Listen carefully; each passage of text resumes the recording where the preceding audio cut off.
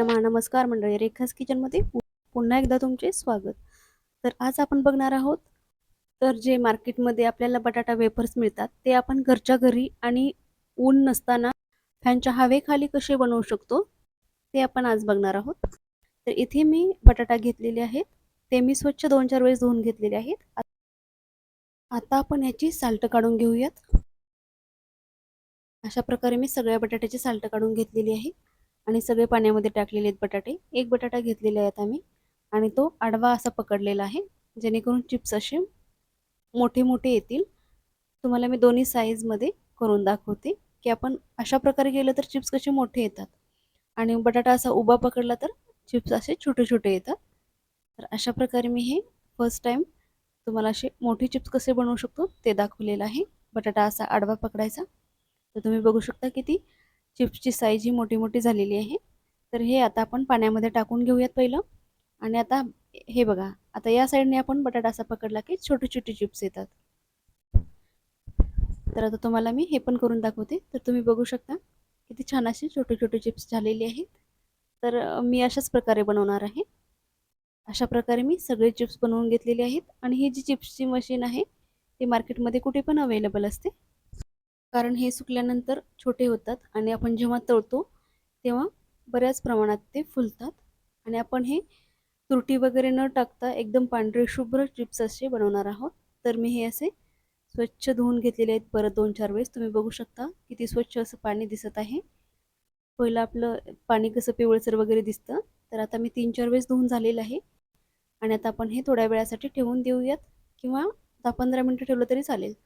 तरी मी हे 2-3 तास ठेवलं होतं. तुम्ही बघू शकता स्वच्छ आपले चिप्स परत मी धुवून घेणार आहे. जेवढं आपलं स्टार्च आहे आतमध्ये तेवढं सगळं बाहेर निघेल आणि आपले चिप्स हे पांढरे शुभ्र असे होतील. त्यामुळे मी हे धुवून परत तुम्ही बघू शकता पाणी टाकून असे ठेवले होते. आता आपण एका पातेल्यामध्ये पाणी ठेवलेलं आहे. पाणी इतकं ठेवायचं की आपण जे चिप्स टाकणार आहोत त्याच्यावरती पाणी आलं पाहिजे आणि आपण मीठ टाकणार आहोत. मीठ थोडं जास्तीचं टाकायचं, कारण चिप्स सुकल्यानंतर कसं मिठाचं प्रमाण थोडंसं कमी लागतं त्यामुळे. तर आता आपण हे वेपर्स असे धुवून घेतलेले आहेत, ते पाण्याला उकळी आले की आपण त्यामध्ये हे टाकून घेणार आहोत. त्या अगोदर मी चिप्स असे एका जाळीमध्ये काढलेले आहेत, जेणेकरून त्यामध्ये थोडं पण थंड पाणी राहणार नाही त्यासाठी. आणि पाण्याचं टेम्परेचर कमी व्हायला नको त्यामुळे. आणि आता आपण ह्या जाळीतून पाण्यामध्ये चिप्स टाकणार आहोत. पाण्याला चांगली उकळी आलेली आहे. तर मी आपण जेवढे चिप्स बनवलेले आहेत मी ते 2 किलोचे बनवलेले आहेत आणि आपण ते 2 बॅचेसमध्ये शिजवून घेणार आहोत. तर तुम्ही बघू शकता थोडंही थंड पाणी नाही आहे बटाट्यामध्ये, तर मी एकदम ड्राय करून असं टाकलेलं आहे. आणि आता आपल्याला हे चांगलं एक उकळी काढून घ्यायची आहे. म्हणजे आपण याला कमीत कमी 5 मिनिटं तरी शिजवून घ्यायचे आहे. एकदम कमी पण शिजवून घ्यायचे नाहीत, कारण आपण कमी शिजवून घेतले तर चिप्स आपले काळे पडू शकतात आणि जास्त शिजले तर चिप्सचे खूप तुकडे पडतात आणि ते आपण जेव्हा पसरवायला जातो तेव्हा ते व्यवस्थित येणार नाहीत, एकदम तुटून आतमध्येच पडतील. आणि आपण हे फॅनच्या हवेला सुकवणार आहोत. तर आपण याला उन्हामध्ये वगैरे सुकवणार नाहीयेत, कारण गावी कसं ऊन वगैरे असतं, बाहेर जागा पण असते. तर शहरामध्ये कसं बाहेर सुकवण्यासाठी जागेचा अभाव असतो, त्यामुळे ऊन मिळत नाही. तर आपण हे अगदी घराच्या आतमध्ये फक्त आणि फक्त फॅनच्या हवेलाच चिप्स बनवून घेणार आहोत.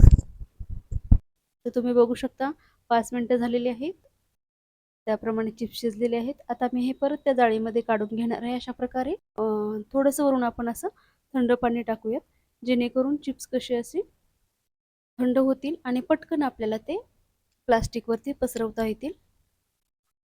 तर तुम्ही बघू शकता अशा प्रकारे मी हे थंड पाणी टाकलेलं आहे वरून.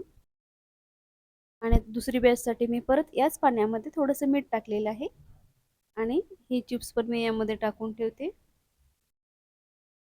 सेम प्रोसेस करायची आपल्याला, थोडीशी हलवून घ्यायची आणि 5 मिनिटं याला एक परत उकळी येऊ द्यायची. तर तुम्ही बघू शकता छान प्रकारे आपली चिप्स पण हे शिजलेली आहे. आता आपण हे पण काढून घेऊया आणि दोन्ही पण आपले हे थंड झाले की आपण हे असे एक एक करून प्लास्टिकवरती पसरवून घेणार आहोत. तर तुम्ही बघू शकता आपण चिप्स शिजवून घेतले आणि नंतर आपण वरतून थंड पाणी टाकलं, त्यामुळे किती इझिली आपल्याला चिप्स हे पसरवण्यासाठी मदत होत आहे. तर अशा प्रकारे मी सगळे चिप्स असे एका प्लास्टिकवरती पसरवून घेतलेले आहेत. प्लास्टिकच्या खाली मी एक मॅट अंथरलेली आहे. तर तुम्ही बघू शकता मस्त आपले असे हे छान चिप्स सगळे पसरवून झालेले आहेत. आणि हे बघू शकता तुम्ही दुसऱ्या दिवशी आपले चिप्स असे एका साईडने पूर्ण सुकलेले आहेत. 10-12 तासात आपले चिप्स असे छान सुकलेले आहेत एका साईडने. आता मी हे पलटून घेते किंवा कधी कधी पलटायची पण गरज नाही, पण आपण कसं फॅन खाली सुकवतो ना, त्यामुळे पटकन पलटून ह्या पण साईडने आपण सुकवून घेऊयात. नाहीतर उन्हाला हे पण आपल्याला करायची गरज नाही, ते ऑटोमॅटिक दोन्ही साईडने सुकले जातात. तरी पण नंतर खराब व्हायला नको किंवा बुरशी वगैरे यायला नको, त्यामुळे मी हे व्यवस्थित फॅन खाली सुकवून घेणार आहे. तर तुम्ही बघू शकता दुसऱ्या साईडने पण आपले वेपर्स एकदम छान असे सुकले गेलेले आहेत. ज्याप्रमाणे उन्हामध्ये कसं सुकले जातात सेम त्याचप्रमाणे आपले वेपर्स फॅन खाली पण छान सुकलेले आहेत. फक्त फॅनमध्ये केलेल्या चिप्समध्ये एवढा फरक असतो की थोडेसे ते पिवळसर दिसतात, पण तळल्यानंतर एकदम पांढरे शुभ्र होतात, काहीच फरक पडत नाही. आणि उन्हामध्ये आपण बनवतो ना, तेव्हा ते कसं एकदम पांढरे दिसायला पण एवढाच फरक आहे. पण तळल्यानंतर दोन्ही सेम दिसतात, पांढरे शुभ्र असे. तर फॅनच्या हवेखाली पण आपले चिप्स एकदम छान असे झालेले आहेत. तुम्ही आवाज पण ऐकला असेल, एकदम क्रिस्पी असे बनलेले आहेत. तर तुम्हाला मी काही चिप्स असे तळून दाखवते. फ्लेम ही मिडियम केलेली आहे आणि एक चिप्स मी असा टाकून बघितलेला आहे, तर तेल छान गरम झालेलं आहे. तर आता अशा प्रकारे मी बाकीचे पण चिप्स तळून घेते. तर तुम्ही बघू शकता चिप्सचा आकार असा आपल्याला दिसायला एकदम लहान दिसतो आणि जेव्हा आपण तळतो तर डबल फुलला जातोय. तर मस्त आपले असेही छान होममेड चिप्स तयार झालेले आहेत. बाहेरच्या ते पॅकेटच्या खूप दिवसांच्या तेलामध्ये तळलेल्या चिप्सपेक्षा घरचे खूप कितीतरी पटीने चांगले असे आपले वेफर्स तयार झालेले आहेत. दिसायला पण तेवढेच अट्रॅक्टिव्ह आणि खायला पण तेवढेच टेस्टी झालेले आहेत. आपण यावरती मीठ किंवा कुठला चाट मसाला किंवा आपल्याला आवडेल तो मसाला थोडासा असा स्प्रेड करू शकतो, किंवा लाल मिरची पावडर आणि मीठ टाकलं तरी चालेल.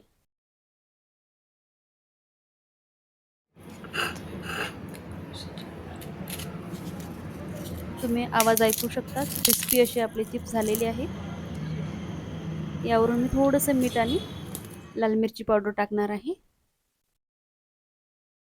तर ते खायला अजून टेस्टी लागतील. तर तुम्ही पण अशा प्रकारे नक्की ट्राय करा आणि कसे झाले ते मला नक्की सांगा. आणि व्हिडिओला लाईक शेअर नक्की करा आणि चॅनलला सबस्क्राईब पण नक्की करा.